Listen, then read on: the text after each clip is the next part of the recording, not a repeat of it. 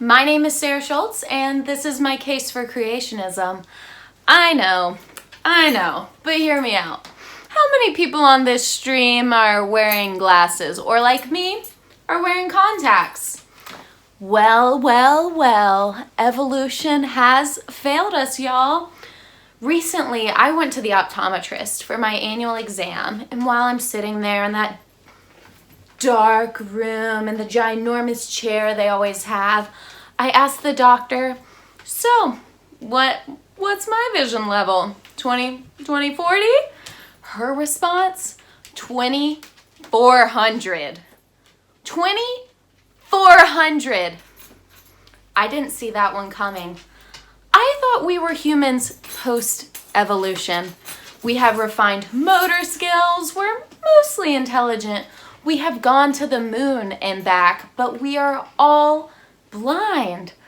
I'm sure there are aliens somewhere more intelligent than us, with a database of all of the species of the universe. And when you scroll past humans, it just says threat level none, blind. Seriously though, how did we let it stay this bad? If evolution were real, our ancestors with poor vision would have been weeded out. Imagine chilling in the cave with your homies. It's your -8,000. You all hear a noise. You turn and look. 50% of the cave is hightailing it out of there because they just saw a saber-toothed tiger. The other 50%, saber-toothed lunch. I would have been dead for sure. I probably would have been dead before that though, considering what a terrible cave woman I would have been. When I was younger, I was in the Girl Scouts. I loved selling cookies, doing arts and crafts, telling other girls their mom's spaghetti sucked. But camping? They tried to make me go once. At least for 4 hours until I was crying in the woods and my dad had to come pick me up. I did successfully camp once when I was 18. However, I had to sing Justin Bieber songs to fall asleep at night. So if it were 10,000 years ago, the saber-toothed tiger wouldn't have killed me. My peers would have, and there would be one less lonely girl. How am I an evolved human if I can't even be outside in the dark? Isn't that what cavemen and cavewomen just did when it was dark? Be outside? I can't touch grass without getting a rash and sunburn? I have to wear SPF 55. So maybe we should cut those creationists some slack because they're clearly onto something. And we have Sarah Schultz in the house. Thank you so much for coming on our Kristen Jonathan Morning Live Show.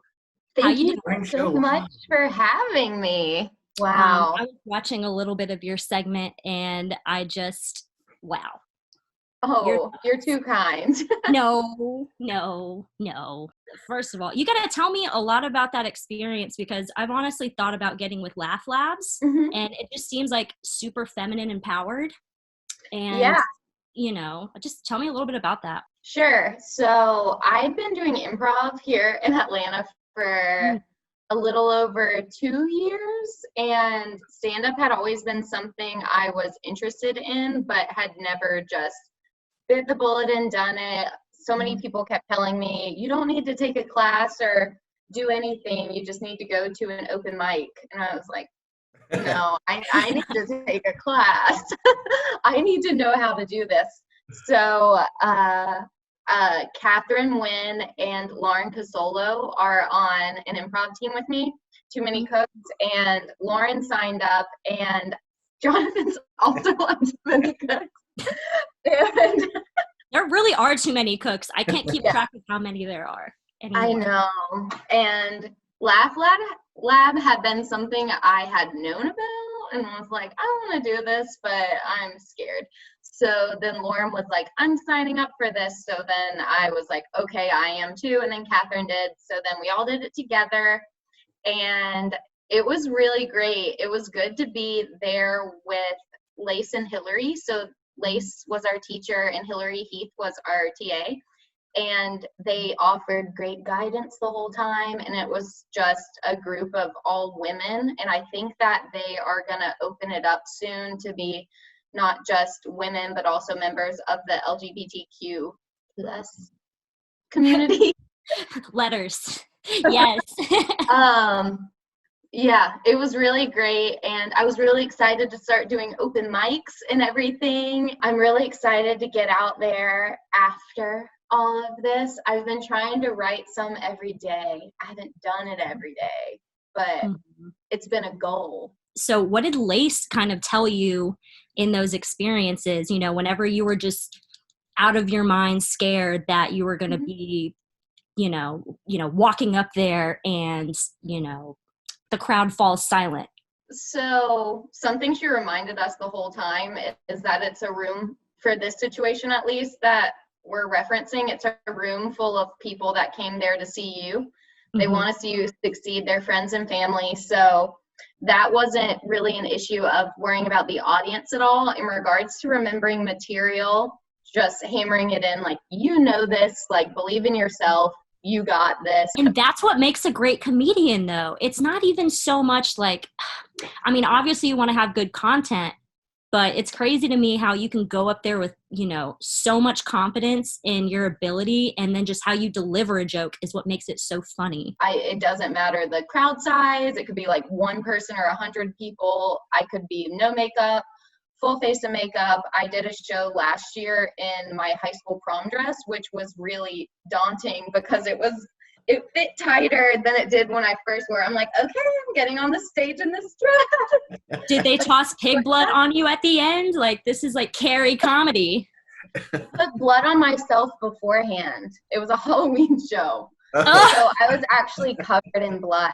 There's pictures. But just like, I had this red lip stain and I just like put it all over. I put it across my neck to make it look like I'd been like throat slashed.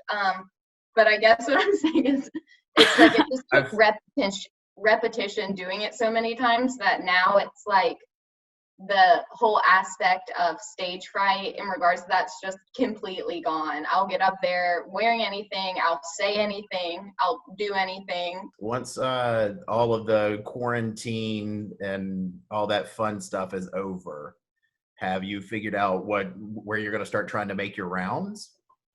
Yeah, so I'm going to try and get in another spot at Laughing Skull and see if I can make up for that. And then there's a lot of other open mics all around Atlanta. So I'm just going to look at my schedule and then look at the open mic schedule and just fill it up. See, anywhere I have openings, I'm going to try and do it and make it work with my improv schedule because I'm worried that that's going to be pretty rusty as well. So dust off the old Palm Pilot. I'm very excited for our first set of shows once this is all over. I know. I'm going to be paying my friends to come. I'm like, if you come, I'll buy your ticket and a drink. I just need someone there. Please sit in the front row this time. Like, don't leave the front row open. I don't know why people do that for comedy shows. Maybe it's just for us non-professional comedians, but they never want to sit in the front row. And it's like, no, I need you there because otherwise we're looking at these empty chairs and then it's like, oh, I think there's people back there. I can't see them. Can't tell if they're having a good time. You shuffling awkward to the bathroom. Yeah. Tell me about a time where... I mean, we've been in shows where we've had, 2-3 people in the audience. I did a whole show one time where the only person in the audience was my boyfriend. And it was a whole team. It wasn't just me, and he was our only audience member. That's happened a few times where it's been him and just like one other person. So I guess that experience in improv has definitely given me some strength, I think, going into stand-up. With stand-up, it is more so like I prepared for this and you want more laughs, where improv, if something doesn't land, it's like I just there to pulled that out of thin air anyways. It's cool. And at the end of the day, we're just comedians. We're not saving lives. Maybe we are, but we're probably not. We're saving lives one laugh at a time. One laugh at a time. But I mean, it's pretty low stakes. Like, what's going to happen? Right. You're going to be sad for a minute? Like, no one died. Yeah. And nobody's going to remember that set anyways, so. No. People don't remember the bad usually anyways. They're like, oh, that was fun. They don't even remember specifics. Yeah. Yeah, I get that. I think it's definitely a challenge when, you know, you're trying to bounce ideas off of people and just get some of that energy, but people are just terrified of being called on, which, you know, just again gives us comedians a lot of credit, especially you, because it takes a whole hell of a lot to get up there and maintain your confidence when there aren't as many people showing up where you need them to. And it also just shows like you're able to pull ideas out of your ass and make it hilarious. So kudos to you, madam. Thank you so You have a fan in us. Oh. Kristen, do you have any more questions before we go to a commercial break? I don't think so, but we'll be right back with our next guest.